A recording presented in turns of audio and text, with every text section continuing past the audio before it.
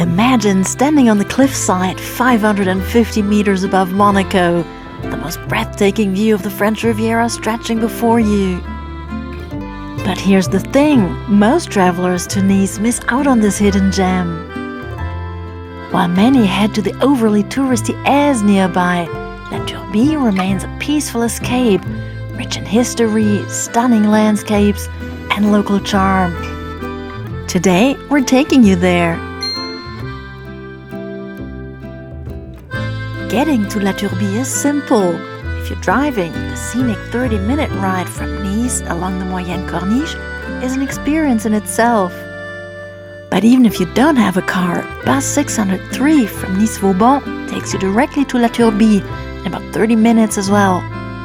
Just be sure to check the schedule as departures are limited. Ready for a panoramic treat? Here's the ultimate spot for catching the best view of Monaco. Take in the iconic blue Odeon Tower on your far left, Monaco's tallest building, followed by the dazzling Monte Carlo district and the bustling main port. Then there's the famed Rock, home to the Prince's Palace, and finally right below you, the Fontaine district with its much smaller port.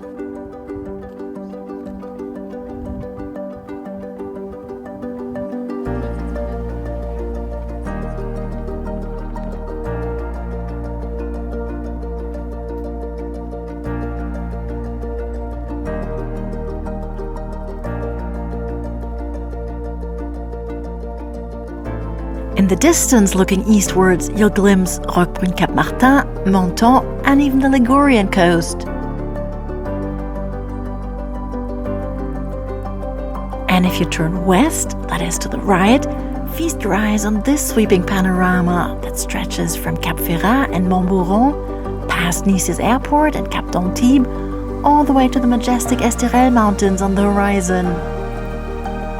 Take your time exploring this spot. There are several safe trails offering a variety of jaw-dropping views.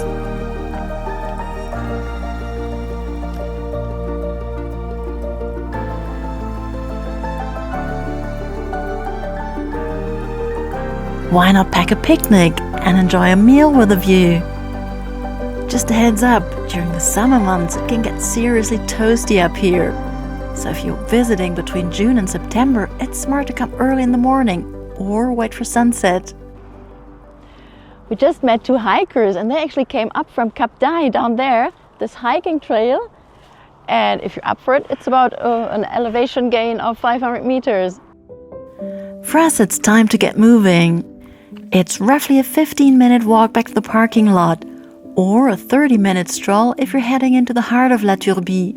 Oh, and don't miss the view of the snow-capped Alps in the background.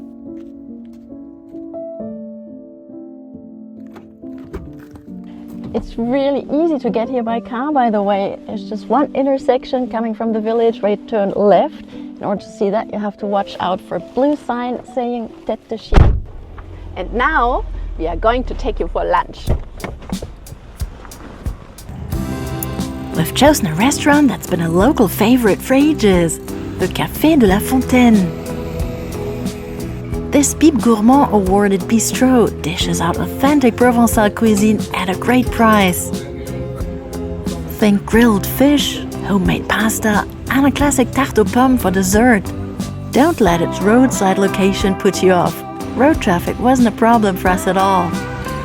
Sure, it is right on the road, but we didn't feel like we were inhaling car fumes with every bite. Then again, that might change during high season when the traffic picks up. If you prefer, you can always sit inside, with the best seat in the house right by the window. Anja and I opted for the sunshine. Did we mention that it was early February when we filmed this? Even after many years living on the French Riviera, sitting outside on a winter day never gets old for us Northern Europeans. But back to business. We were served a glass of wine and some pretzels while waiting for our meals.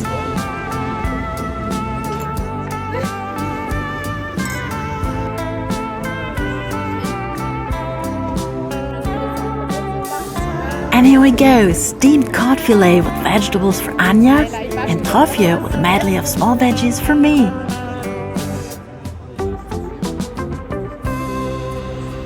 Trophée, sorry I don't pronounce it correctly, is a Ligurian specialty, a short twisted pasta I always end up bringing back to France from quick trips to Italy. Anja is thrilled with her fish. Her plate looks amazing, don't you think? My pasta is delicious too, but nothing extraordinary in the end.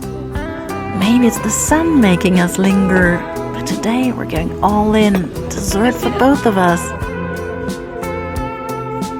Anja enjoys a yummy clafoutis au poire, a twist on the classic tart that's usually made with cherries, but with pears today. I opted for a good old tiramisu. Light, tasty, and simply delightful. A little energy boost and some hydration before we sadly have to give up our sunny spot. Now it's time for some history. Alright, here we go. Just cross the road, keep walking along the main road for about a minute, then turn right following the sign to the Trophée des Alpes, today mostly called the Trophée d'Auguste, and there we are.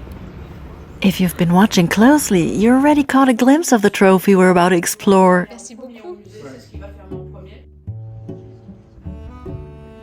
Before you head into the ticket office, take a moment to soak in the view at the end of the road. It's Monaco once again.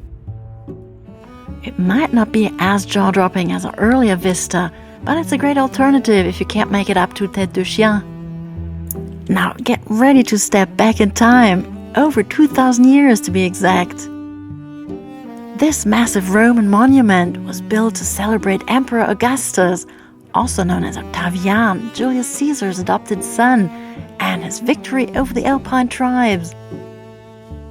Constructed from high-quality local limestone, the monument originally soared 50 meters above the ground, the equivalent of a 15-story building, crowned with a statue of Augustus.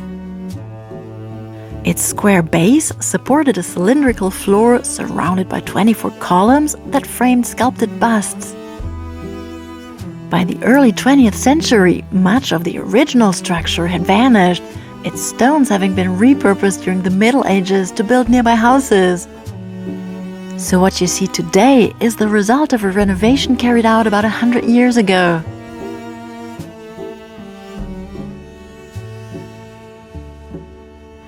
There are so many fantastic lookout points between Nice and Menton over there. This one right here, as you can see. But also over there is the Moyenne Riviera Hotel. You could have a coffee on the terrace and have a great view of Monaco. For a deeper dive into the monument's history, step into the small museum right next door.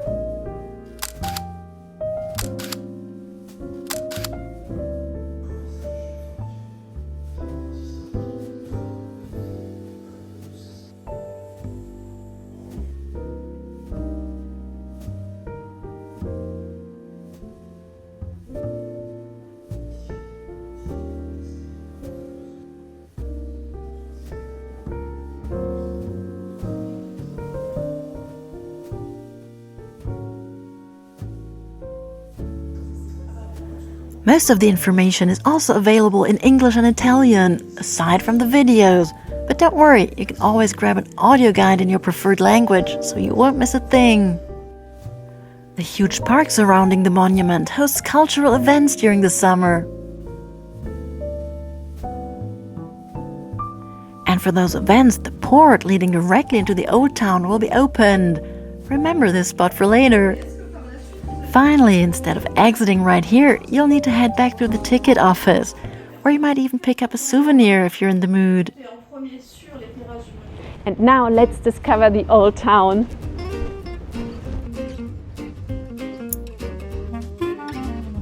We quickly rounded the Monuments Park to reach the sport on the other side. Definitely something you should do too. The tiny old town is beautifully restored and packed with hidden gems and quirky corners that make you feel like you've stepped back in time.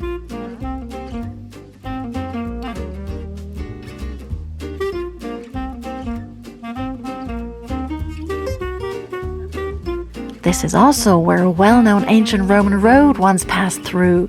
And, as is true for almost every village around here, you'll find an impressive Baroque church, the Église Saint-Michel, that's worth seeing up close. Spooky. Well, the sun's setting and we've seen it all. It's time to head home. One last glance back at La Turbie and we hit the road.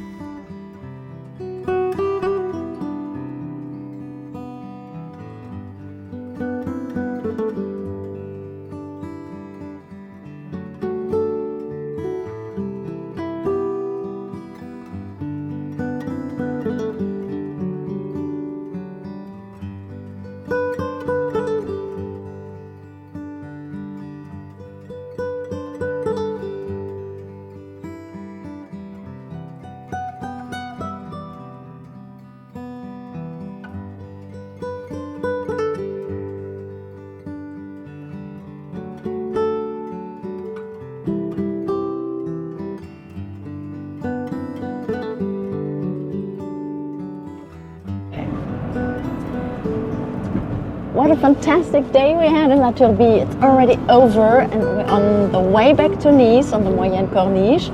But what better ending to such a perfect day.